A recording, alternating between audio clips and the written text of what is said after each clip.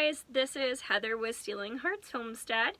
This video is going to be about cooking off-grid. More specifically, it's going to be using my Instapot. So one of the things you'll probably notice about me living off-grid is that I'm not really looking at wanting to do things the way they were done 50 years ago. I want to have as many of the modern conveniences as I possibly can while being off-grid. So, for example, I have a washing machine that I bought on Amazon. It washes the clothes and I put it in a separate bin and it spins them and then I hang them up. So I do have to do a little bit of old-fashioned legwork by hang drying my clothes, but I don't have to use a bucket and a plunger to wash my clothes. So I have an Instapot and I want to see how it's going to work on my solar system. To give you guys a little bit of background on my solar system, if you haven't seen my previous videos, I have 8 lead acid batteries that I believe are rated at 215 amp hours each. And then I have 4 solar panels for a wattage of 1000. So I have 1000 watts of solar panels and 8 batteries. Right now it's about 3:30 in the afternoon. I am here in Arizona. I'm going to get the Instapot started and hopefully by 4:30, 5 o'clock, dinner should be ready. Given the fact that I am completely on solar, I try to get my cooking done early. This is going to be my first time since moving out here that I'm using the Instapot. But I want to make sure that it's not going to drain my batteries too much before the sun goes down. So I'm interested to see exactly how it's going to work. I'll show you what my battery level is at right now based on my battery meter, and then we'll jump into what we're making for dinner.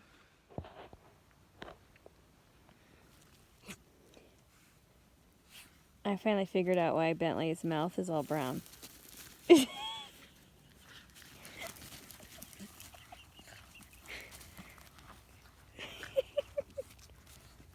Oh my goodness.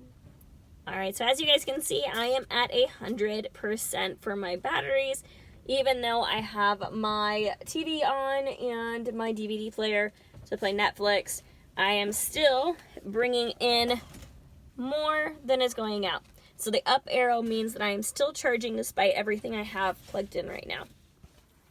I am not much of a gourmet cook, so tonight is just going to be barbecue chicken, and then we're also going to have chicken flavored rice. So I have my chicken bouillon, my rice, my chicken, and the barbecue sauce.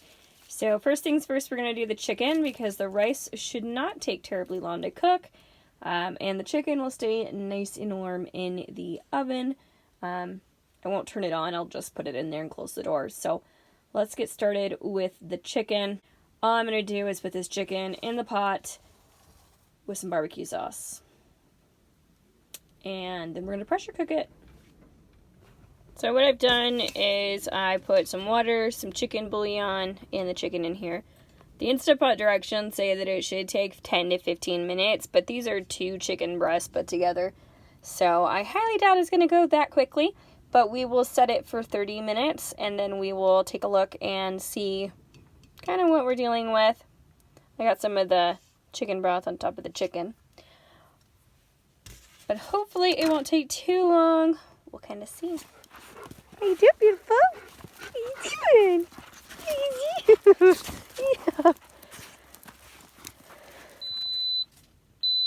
Alright, so I have set the Instapot to 40 minutes. And let's hop on over and see what kind of amps we are pulling. Like I said, I do have my TV on. I am streaming, which means my router is on, my TV is on. I cannot find the remote right now for my Amazon Fire Stick, so everything is going through my DVD player. So let's hop on over and take a look at this bad boy. So it does say now that we are using more than we are bringing in. So let's see how many amps. Let's see. We're going down around 80 amps. So it is pulling quite a bit of power. We'll take a look afterwards and I'll show you what it's pulling without the Instapot. But right now we're hovering between 80 and 90 amps with everything that I just mentioned on. And it will be on for at least the next 40 minutes to do the chicken. So our Instapot has only 16 minutes remaining. And what I want to show you is what the battery voltage is saying right now. So this is kind of jumping all over the place. It says that we're up 2.6 and then we're down 87. So as the Instapot is cycling, it's drawing more power and then not drawing power and then drawing power and then not drawing power. So right now it says we're using 90 amps. Now we're up 3 amps. Let's look at our percentage. So battery percentage, we are now down to 98%. We started at 100. So we've only come down 2% in the last 30 minutes. Huh? What are you doing? This is so cute. So the 2 items that I made in my Instapot today, it is now around 6:30, I believe. So it's taking me a little bit of time. This is one of my first times ever using an Instapot. So I messed up on the rice the first time and had to redo it. But let's take a look at the solar.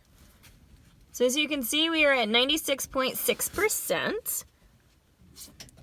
And we are still, since it's later, we're not making as much. But we're using 5.4 amps with everything that's going on, minus the Instapot. So I turned the Instapot off, so that gives you an idea of how drastic the change is. So normally by the time I wake up in the morning, I'm at 95%. So I'm thinking by the morning, I will probably be at about 90%. So not too far off. Not going to be terrible. We'll get charged up really fast in the morning as soon as the sun comes up and hits the panels. So it is morning and I was pretty much spot on. We're down to 90% on the batteries. The sun hasn't come up high enough to start charging them, so you'll see that it's still using more power than it is taking in. You can tell that by the fact that the arrow is pointing down with a negative sign in it. So yes, it is possible to use a pressure cooker completely on solar. I think you would probably have to have a pretty robust system, or at least a fairly large battery bank. I feel like what I have is probably more than what other people that are in their camper have. I went a little overboard with 8 batteries, but I am very happy that I did. Gives me that peace of mind. But yeah, the Instapot worked really well. It was pulling less than 100 amps, but that's still quite a bit. And then it was cycling every once in a while to the point where I was actually bringing in more power than I was using, but that didn't really offset the usage at all. It still dropped my batteries about 5%.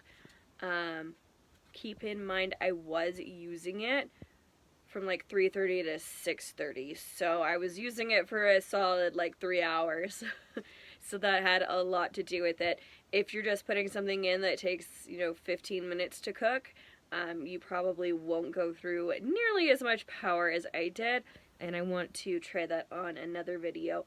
This was just me making a meal from scratch, and the chicken was frozen, so that made it take a lot longer. If you haven't done so already, please do subscribe down below. I'm doing a lot more videos while we get the homestead up and running here. Have a lot to do around here.